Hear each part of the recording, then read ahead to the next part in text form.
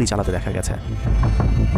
এর মধ্যে ঢাকার ৪৬ পদাতিক ডিভিশনের ইনফ্যান্ট্রি ব্রিগেডের ইউনিটগুলো ঢাকার প্রাণকেন্দ্রগুলোতে ছাত্রদের উপর সবচেয়ে বেশি দমন-পীড়ন চালিয়েছে।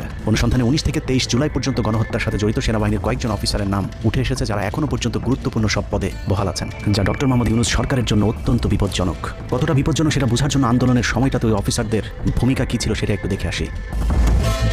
আন্দোলনের সবচেয়ে বেশি রক্তক্ষেক ছিলেন বিজিবির ডিজি মেজর জেনারেল আশরাফ।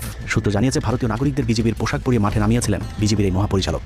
সেনাবাহিনী শেখ হাসিনাকে পদত্যাগের পরামর্শ দেওয়ার পরেও শুধু বিজিবিকে নিয়ে হত্যাকাণ্ড চালিয়ে শেখ হাসিনাকে ক্ষমতায় রাখার গ্যারান্টি দিয়েছিলেন মেজর জেনারেল আশরাফ। ৫ তারিখ হাসিনা পালিয়ে যাবার আগ মুহূর্তে তিনি স্বরাষ্ট্রমন্ত্রীকে ফোন করে বলেছিলেন, কয়েক হাজার মানুষ মারলেই পরিস্থিতি ঠান্ডা হয়ে যাবে, অতএব কোনো অবস্থাতেই যেন প্রধানমন্ত্রী পালিয়ে না যান। স্বরাষ্ট্রমন্ত্রীকে তিনি এমনটাই পরামর্শ দিয়েছিলেন। ৫ তারিখ সকাল থেকে দুপুর পর্যন্ত ঢাকা শহরে সবচেয়ে বেশি তৎপরতা ছিল বিজেপির। ওই দিন সকাল থেকেই ঢাকার প্রবেশ পথগুলোতে চেকপোস্ট বসিয়ে তল্লাশি চালিয়েছিল মেজর জেনারেল আশরাফের বিজিবি।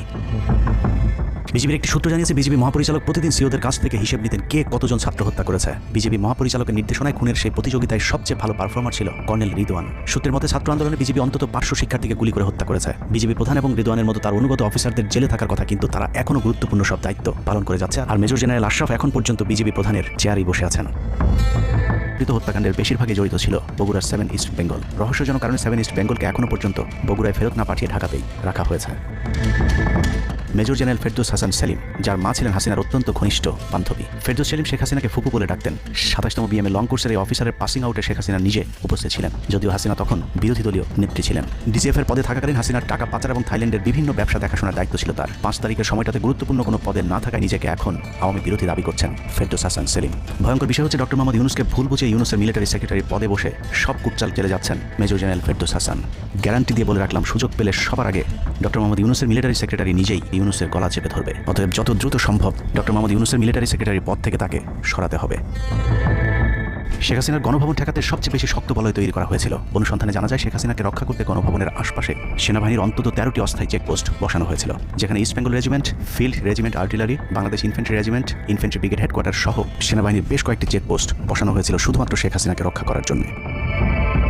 সেনাবাহিনীর এসব আর্মি অফিসারদের সম্মিলিত অপারেশনে ছাত্রদের উপর চালানো হয়েছে নির্মম নৃশংস হত্যাযজ্ঞ। কিন্তু এই হত্যাকাণ্ড সেনাবাহিনীর ভেতরে থাকা দেশপ্রেমিক অফিসারদের বিবেকের দরজা খুলে দিয়েছিল। ২০ থেকে ২৩ জুলাই ইন্টারনেট বন্ধ করে যে পৈশাচিক হত্যাকাণ্ড চালানো হয়েছে, সেই দৃশ্য যখন একের পর এক সামনে আসতে শুরু করেছিল, তখন সাধারণ মানুষ যেভাবে স্তম্ভিত হয়েছিল, ঠিক একইভাবে সেনাবাহিনীর বিবেকবান জুনিয়র এবং মধ্যম সারির অফিসারদেরকেও ব্যাপকভাবে নাড়া দেয়। ভিডিওগুলো যত ছড়িয়ে পড়ছিল, ততই থমথমে হয়ে উঠতে থাকে সেনাবাহিনীর অভ্যন্তরীণ পরিবেশ।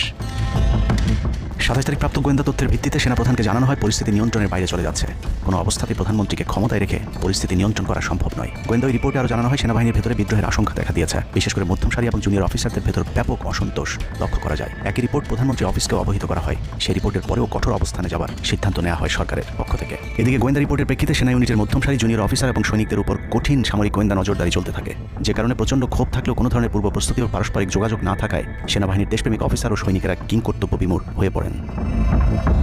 ২৭-২৮ দুই দিন এভাবেই টানটান উত্তেজনার মধ্য দিয়ে কেটেছে। ২৯শে জুলাই শেখ হাসিনাকে পরিস্থিতি সম্পর্কে ধারণা দিতে সেনাপ্রধান সারা দেশের অফিসারদেরকে নিয়ে সেনা সদরের হেলমেটে একটি ভিডিও টেলিকনফারেন্সে দরবার গ্রহণ করেন। সেই কনফারেন্স অপারেটরের অসাবধানতাবশত স্ক্রিনে হঠাৎ করে ক্যামেরা টার্ন অফ করা HPM নামে একটি বক্স ভেসে উঠেছিল। এরপরে উপস্থিত অফিসারেরা হাসিনার উপস্থিতির বিষয়টি বুঝে ফেলেন। অনেকের ধারণা শেখ হাসিনা উপস্থিত আছেন এটা বোঝাতেই HPM বক্সটি সবাইকে দেখানো হয়েছিল, যেন কেউ কোনো ধরনের অভিযোগ করতে না পারেন। কিন্তু সবাইকে অবাক করে বেশ কয়েকজন অফিসার তাদের ক্ষোভের কথা জানান। এর মাঝে রাজশাহী CMH এর একজন মেজর র্যাঙ্কের নারী চিকিৎসক ১৯ থেকে ২৩ তারিখ পর্যন্ত চলা ছাত্র হত্যার বিভীষিকাময় বর্ণনা তুলে ধরে আবেগী এক বক্তব্য দেন। সূত্র জানিয়েছে, এ সময় সেনাবাহিনীর কয়েকজনকে কাঁদতে দেখা গেছে।